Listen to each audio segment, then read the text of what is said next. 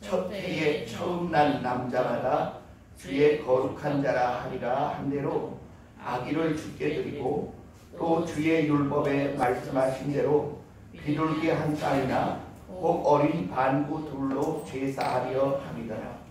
예루살렘에 시므온이라 하는 사람이 있으니 이 사람이 의롭고 경건하여 이스라엘의 위로를 기다리는 자라.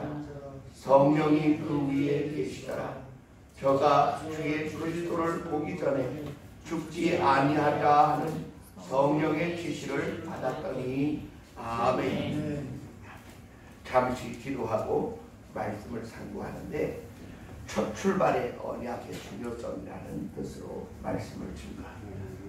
사랑의 아버지 하나님, 오늘 우리가 하나님의 말씀을 상고하며 2020년도를 복된 승리의 해가 되어지게 하기를 원하고 하늘의 지혜와 주의 말씀의 권능을 우리에게 복으로 허락하여 주옵소서. 증거하는 종을 성령으로 말하게 하시고 듣는 각 사람의 심령이 성령으로 깨닫게 하여 주셔서 오늘 우리의 삶이 예수 그리스도의 피의 증거와 거듭남으로 변화됨으로 성령의 나타남으로 열매들을 맺어가게 하여 주옵소서. 예수님 이름으로 축복하며 기도합니다. 아멘. 새해가 되었습니다. 새해 복 많이 받으세요. 새해 복 많이 받으세요. 아멘. 새해 복을 무슨 복을 받아야 하느냐? 하나님이 주시는 복을 받아야 합니다. 아멘. 하나님 많이 받으세요. 아멘. 감사합니다. 복이 뭘까요? 복을 동양인들은 말하기를 좋은 것이라고 말합니다. 근데 동양의 오복은 다 불가항력적인 것들로 되어 있어요. 수부, 강령 이것은요 오래 살고 싶은데 누구는 오래 살고 싶지 않아서 일찍 죽습니까? 한번 따라합시다. 오래 사는 거. 오래 사는 거. 그거 내 힘으로 할 수 있는 게 아니에요. 누구는 부자 되고 싶지 않습니까? 아니 누군 부자 되기 싫어서 가난하게 살아요. 그거 내가 어찌할 수 없어서 부자로 못 사는 거예요. 재무되고. 예. 그 다음에 여러분 건강하고 싶지 않아서 건강하지 않은 사람이 어디 있고 평안하고 싶지 않아서 평안하지 않은 사람이 어디 있고 만족하며 이 자녀가 잘 되고 잘 죽을 수 있는 것을 바라지 않는 사람이 어디 있습니까? 그래서 이 동양의 오복은 거의 불가항력적인 것들로 되어 있어서 그건 하늘이 주는 것이지 땅의 사람이 다 가질 수 없다 이렇게 말합니다. 그런데요 예수님이 가르쳐 주신 복은요 다 가능해요. 어떻게 가능하냐? 심령을 가난하게 하고 겸손하고 온유하고 화평하고 오래 참고 그리고 진리를 사랑하고 애통하고 긍휼히 여기고 예수님을 위하여 고난받으면 복을 받아요. 그래서 이 성경의 복은 8복입니다. 마태복음 5장에 나오는 8가지 복이에요. 그런데 이 8가지 복은 누구나 마음 쓰고 생각을 쓰고 자기의 삶을 헌신하면 누구라도 받을 수 있고 이룰 수 있는 복들로 되어 있어요. 아멘. 우리 한번 따라합시다. 해도 안 되는 걸 해도 안 되는 걸 바라지 말고 작게 해도 되는 걸 열심히 합시다. 하나님은 우리의 연약함을 아셔서 우리로 할 수 없는 것을 하라고 명령하시거나 우리가 감당할 수 없는 걸 하라고 강권하시는 분이 절대로 아니십니다. 그래 아까 우리 찬양했죠. 인내하신 구세주여 내 말 들으사 죄인오라 하실 때에 날 부르소서. 잘 보세요. 나 나 죄인인데 불쌍히 여겨주세요. 그 말이에요. 그래서 진짜 복은 어디에서 오느냐?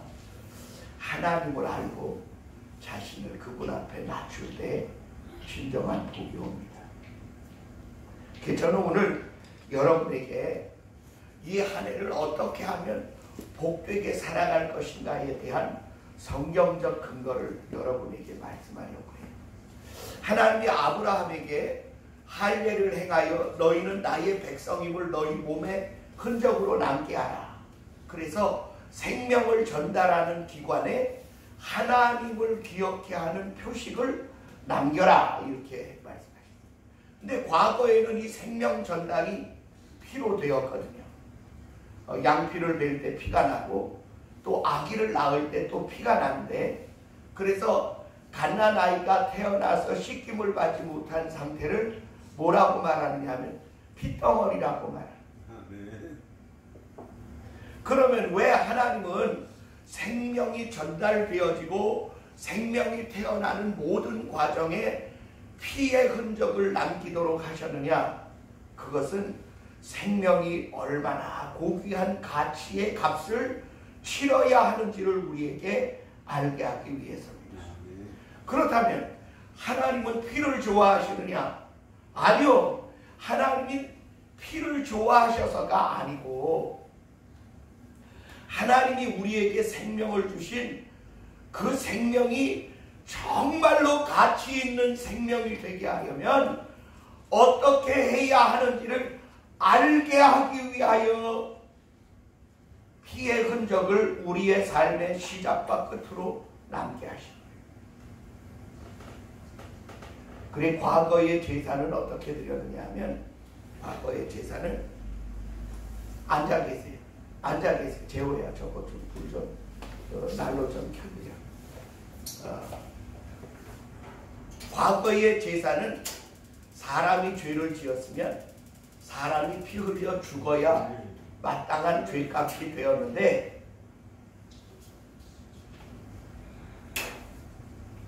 그래서 제물이 대신 죽어 피를 흘려야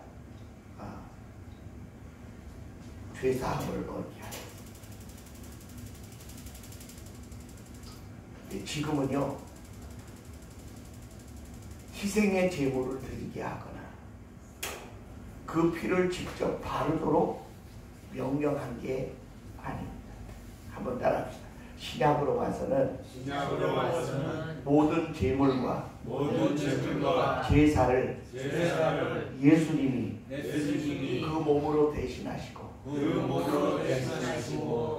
예수님을 우리 마음과 생각에 더 씌우게 하셨다. 그래서 로마서 13장은 이렇게 말해요.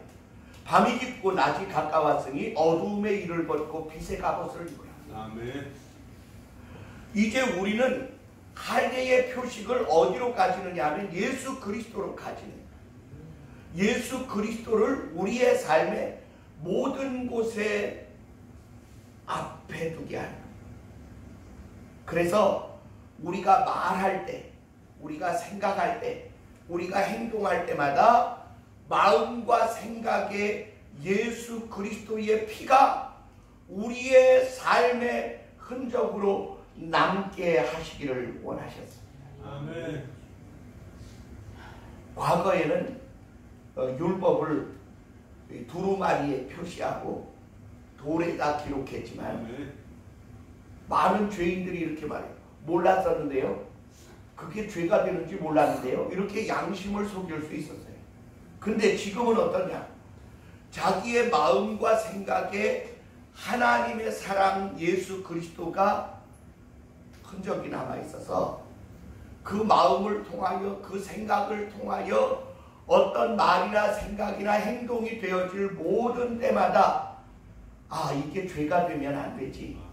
예수님이 나 대신 죽으셨는데. 우리 한번 따라합시다.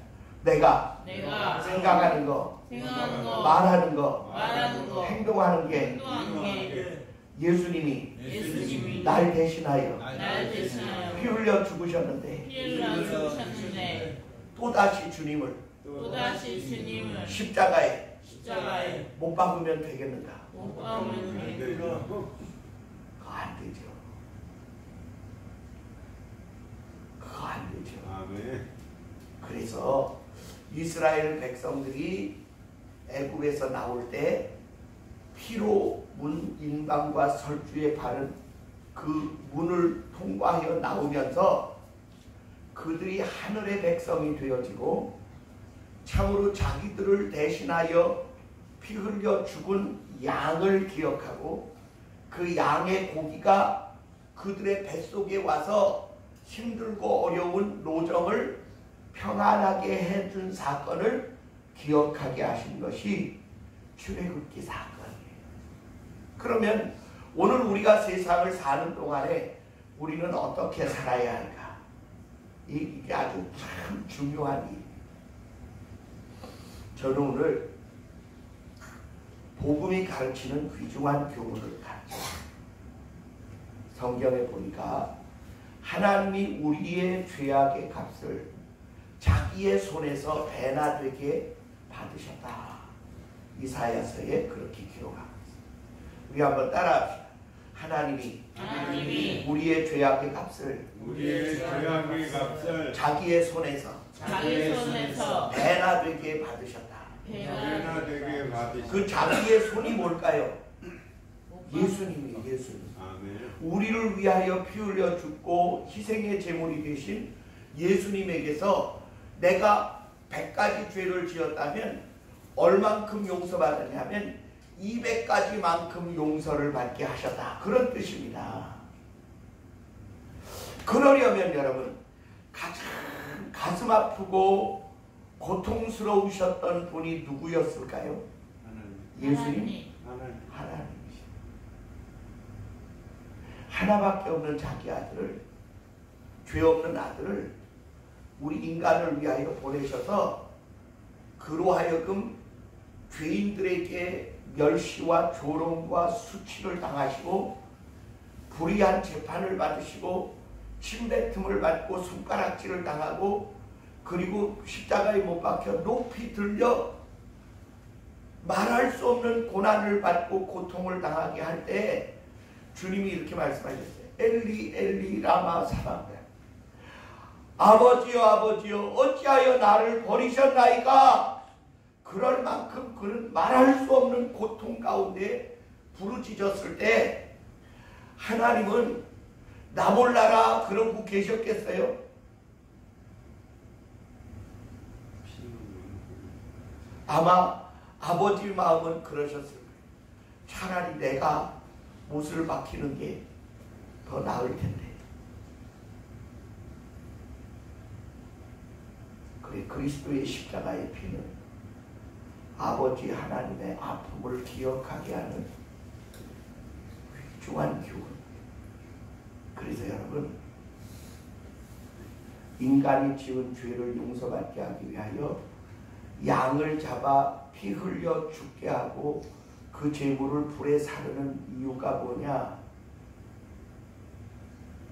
너희가 죄 지을 때마다 내가 아파하고 고통스러워하고 괴로워하는 내 아들의 핏값을 기억해다오. 나의 아픔을 기억해다오. 아멘. 그래서 제사의 귀중한 교훈은 뭐냐면 내가 죄 지을 때 그 죄악의 짜릿짜릿한 재미와 즐거움을 누릴 때 하나님은 얼마나 가슴 아프고 고통스러워하고 괴로워하셨을까를 나의 영혼과 마음과 생각에다가 깊이 각인하여 기록해 놓았다가 우리가 어떤 일을 만나서 욕설을 내뱉거나 어떤 악한 생각을 하거나 음란한 행동과 불의를 저지를 때마다 나를 위하여 고난받고 희생당하고 피 흘리신 그분을 생각한다면 내가 어찌 더 이상 이 죄에 머물러 있을 수 있겠느냐? 그것을 우리의 마음과 생각과 영혼에 기록해 놓기를 원하셨습니다. 아멘. 우리는 세상을 사는 동안에 우리의 재산을 빼앗아가기 위하여 사기꾼들이 무수히 와서 우리를 유혹합니다. 마귀가 와서 무수히 우리를 즐겁고 행복하고 만족하고 짜릿짜릿한 쾌감과 향락으로 우리를 이끌어가겠다고 우리를 유혹하고 미혹하게 됩니다. 그때마다 우리가 기억해내야 할 가장 귀중한 기억은 뭐냐? 가장 우선적으로 생각해야 할 게 뭐냐?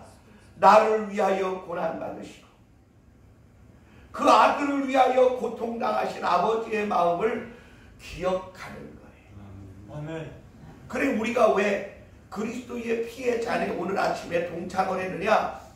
그분이 이 피를 흘려 나를 구원하셨듯 나도 다른 이를 위하여 내 생명을 바쳐 하나님의 뜻을 이룰지언정 내가 내 영혼을 마귀에게 팔아버리고 죄악의 열매를 맺으며 하나님의 가슴에 또다시 못을 받고 망치지를 않은 망령된 자는 되지 말자. 그것이 한 해 첫 시간에 우리의 심령에 깊이 새겨지고 각인되어져야 할 교훈인 줄 믿습니다. 아멘. 아멘. 우리는 세상을 살다 보면 내 마음대로 잘 안 되는 게 너무나 많아요. 첫째, 건강이 내 마음대로 되든가요? 사건이 내 마음대로 되든가요? 아니면 집 문제가 내 마음대로 되든가요? 자식 문제가 내 마음대로 되든가요? 부모님 문제가 내 마음대로 되든가요? 형제들이 내 생각과 같던가요? 아니요. 다 달라요. 모든 것이 다 다르고 다 안 맞습니다. 그런데 딱 하나 맞는 게 있어요. 그게 뭐냐면 우리 영혼의 허공을 메꿔줄 예수 그리스도와 하나님의 사랑.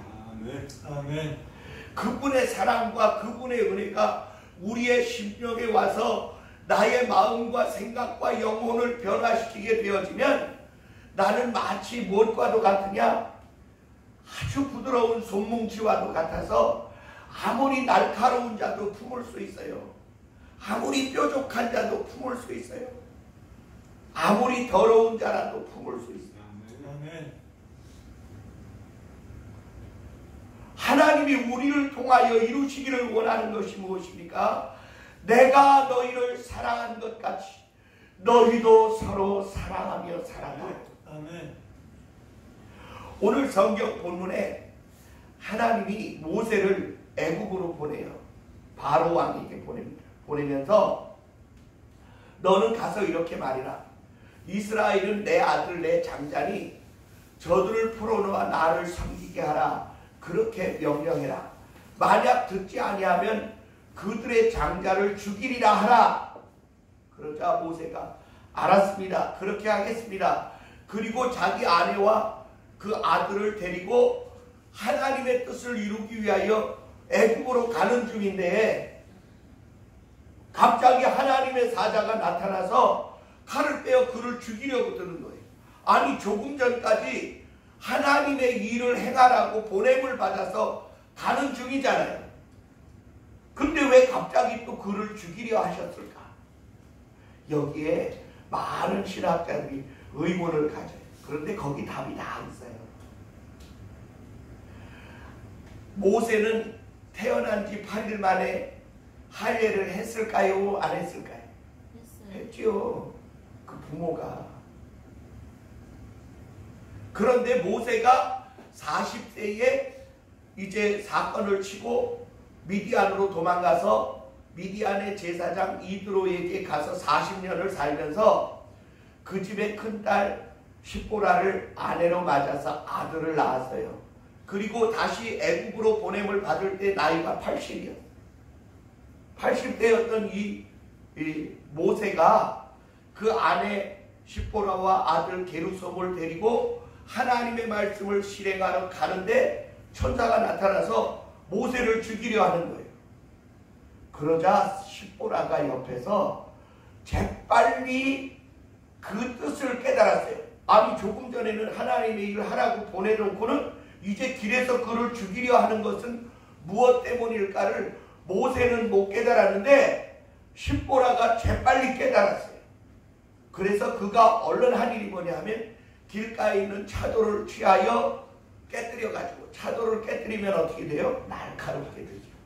날카롭게 되어진 그 차돌 조각을 들고 자기 아들의 양피를 베었어요. 양피를 베니까 뭐가 나와요? 피가 나오죠. 근데 그 양피 포피 껍질을 모세의 발 앞에 던지면서 말하기를 당신은 참으로 나의 피남편이로다. 그렇게 선언하니까 모세를 죽이려던 천사가 칼을 거두고 하늘로 다시 가버렸어요.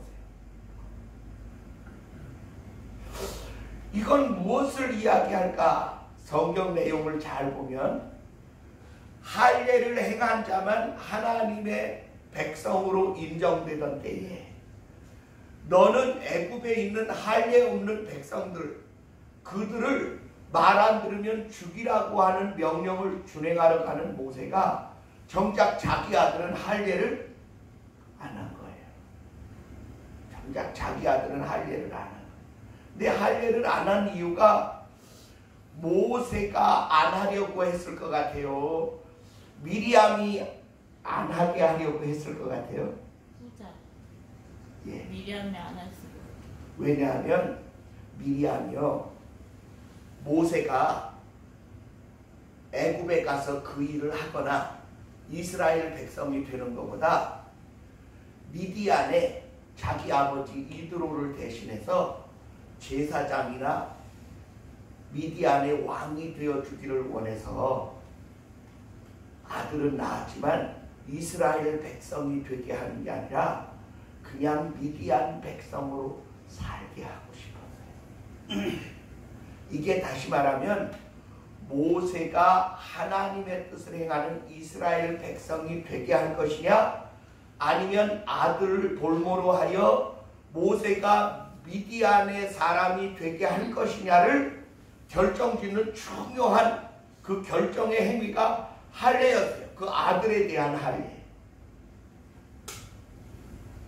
그래서 미리암이 자기 남편이 죽으면 십보라가 자기 아들이 죽으면 자기 남편이 죽으면 자기의 모든 꿈이 다 수포가 돼. 차라리 내 남편을 살리고 내가 이스라엘 백성이 되고 내 아들이 하나님의 백성이 되는 것이 내 꿈을 깨는 것보다 하나님의 뜻을 이루는 것이 낫겠다라고 결심을 하여 아들의 포피를 베어 모세의 발 앞에 던지며 나 결정했습니다. 나 하나님의 백성으로 살기로 했습니다. 당신이 당신 아들 게르솜을 하나님의 백성으로 삼지도 않으면서 할례 없는 백성 마다들을 죽인다는 그 말씀을 선포하러 간다는 것이 앞뒤가 맞아요? 안 맞아요? 안 맞아. 그러니까 하나님은 모세의 그 결단 없는 출발을 기뻐하지 않으셨어요. 저도 여러분에게 오늘 우리 같은 포도주 잔을 통하여 오늘 우리가 결단합시다. 세상과 적당히 섞여서 사실래요? 아니면 하나님의 거룩한 백성으로 사실래요? 하나님의 거룩한 백성. 아멘. 우리 한번 따라합시다. 주여, 주여, 예수의 피로 예수의 피로 나를 변화시켜 하나님의 백성으로 살아가게 하옵소서. 아멘. 아멘. 이게 바로 우리 신앙의 결단이고요. 한 해 첫 시작의 결단을 무엇으로 어떻게 하느냐에 따라 우리의 올 한 해가 영광스럽고 복된 해가 될 것이냐, 아니면 올해도 재작년, 재재작년과 똑같은 그렇고 그런 날이 될 것이냐를 결정짓는 거예요. 저는 여러분에게 권합니다.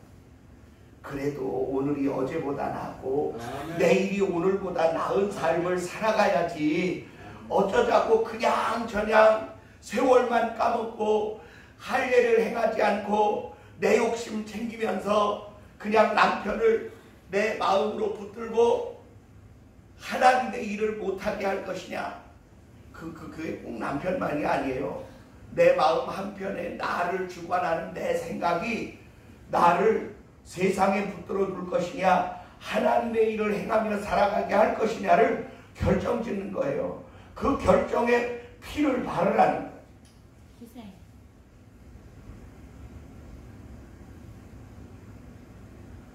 저는 오늘 여러분에게 권합니다.